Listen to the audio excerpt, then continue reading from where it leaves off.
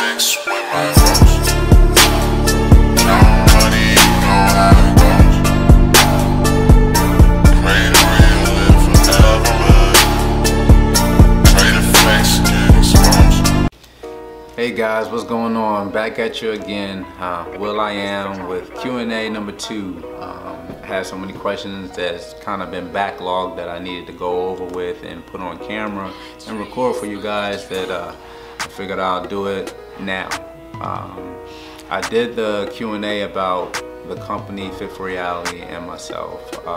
Now I'm gonna answer the questions that's kind of tailored mostly toward actually training and fitness and diet to the best of my knowledge.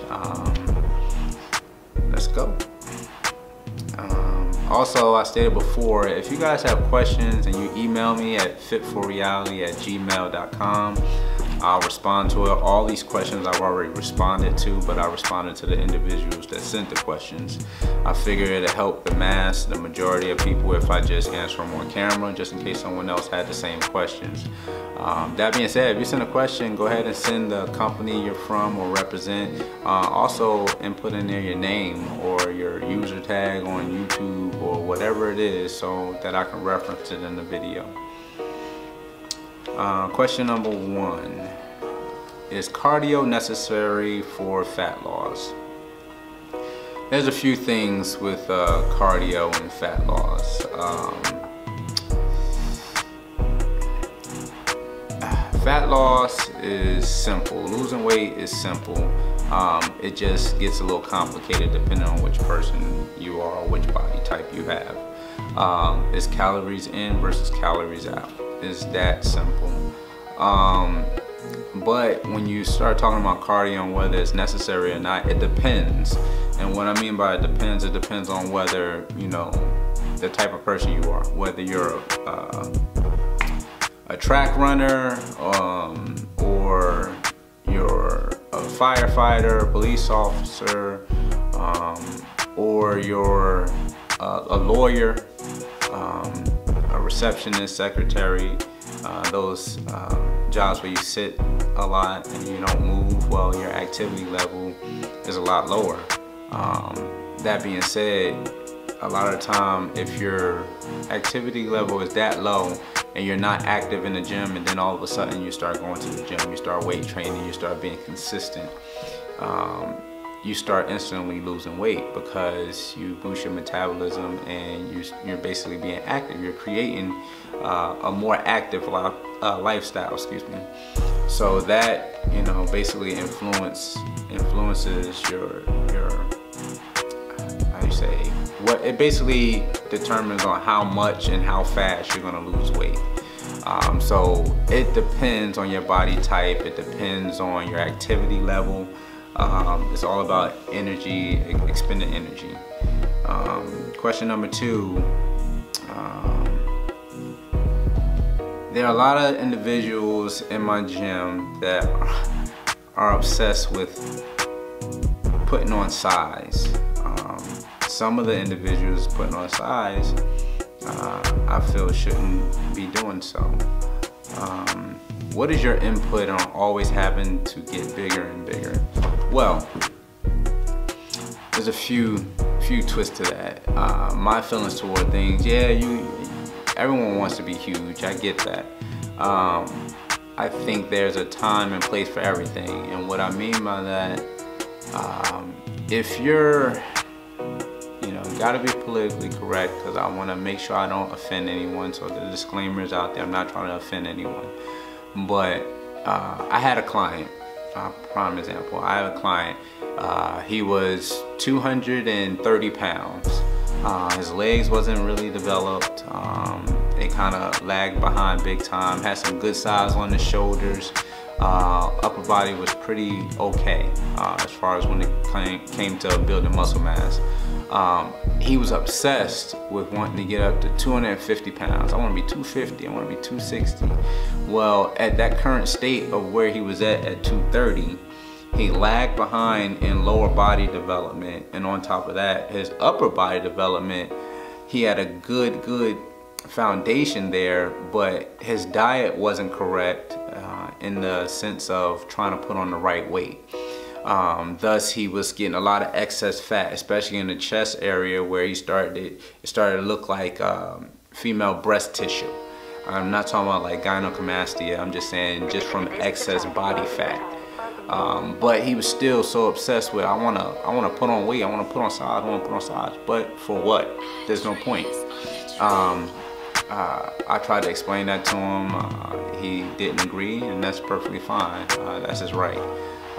In my opinion, in that situation, there's nothing wrong with wanting to put on size, but I feel that the right way to do it would be to, if I'm 230 and that was me, number one, I would work on my legs, something serious, because I definitely believe in leg training. But number two, I would actually cut. I know it sounds counterproductive, but the reason I would cut, I would go on a cut and lose a lot of that body fat.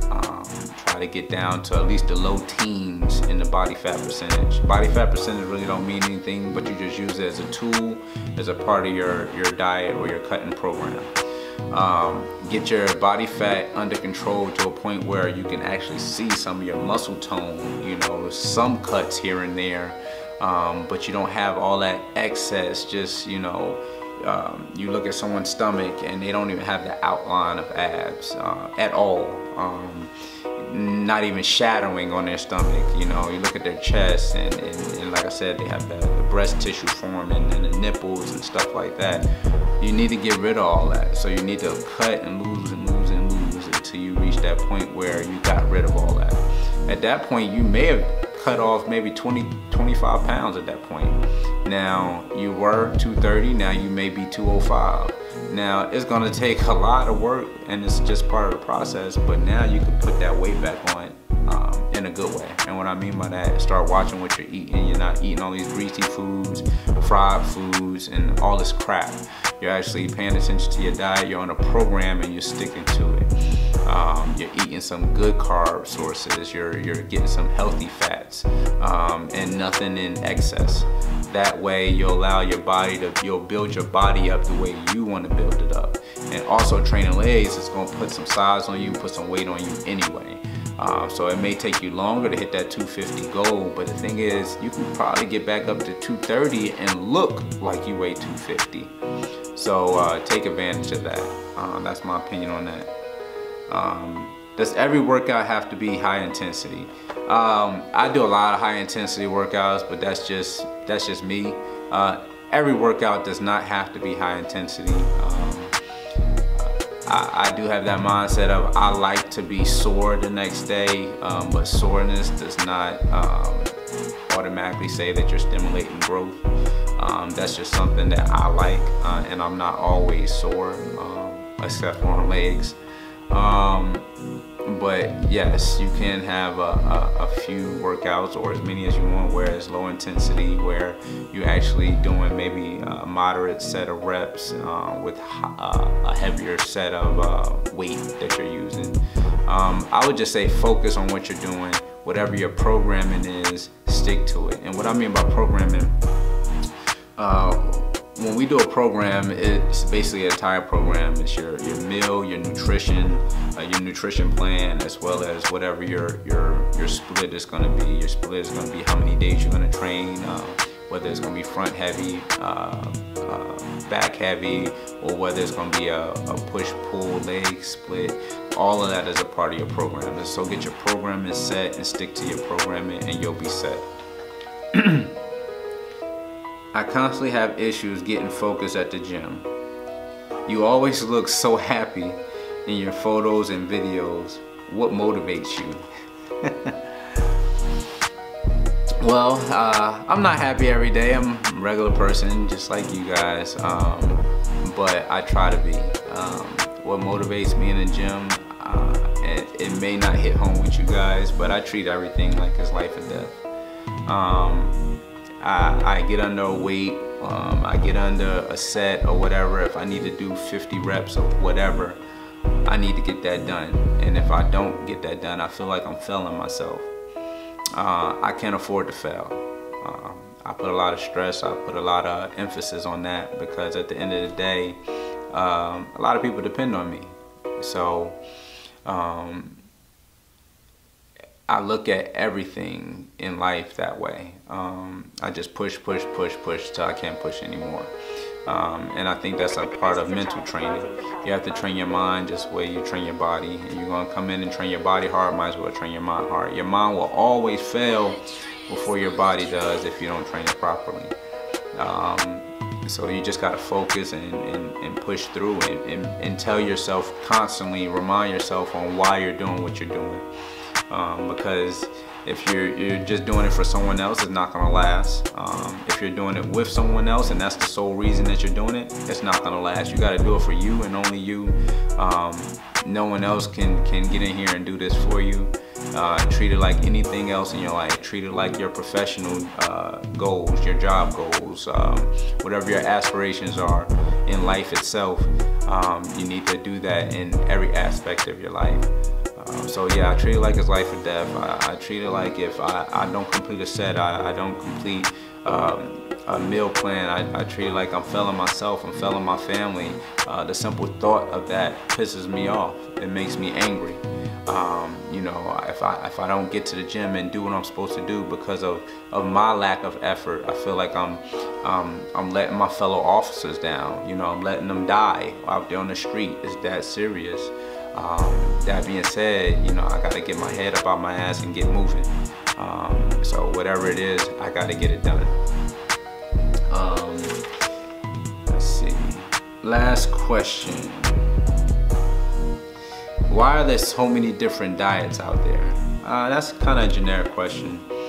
I don't bash anything. There's different diets out there because there's different people out there. People's bodies react to different diets differently. But there is one thing I will say. Mike Tyson, he said something. Everyone has a plan until you get punched in the face. That's by Mike Tyson. And that's very true. And that's the way I see diets as. You can lay your entire diet out for your entire season and say, this is what I'm gonna do, that's what I'm gonna do, I'm gonna stick to it, I'm gonna stick to it, till them hunger pains kick in, till them cravings kick in. That's what I reference to you getting punched in the face. That diet is punching you in the face. You gotta stand up against it, and, you know, you may get knocked down, you gotta keep getting back up. It don't matter how many times you start this thing, just keep starting, keep starting, keep starting, until you finally get on that roller coaster and keep riding. You'll be the only person to reap the rewards from all the work that you put in. Never seek someone else's approval, seek your own approval and get it done.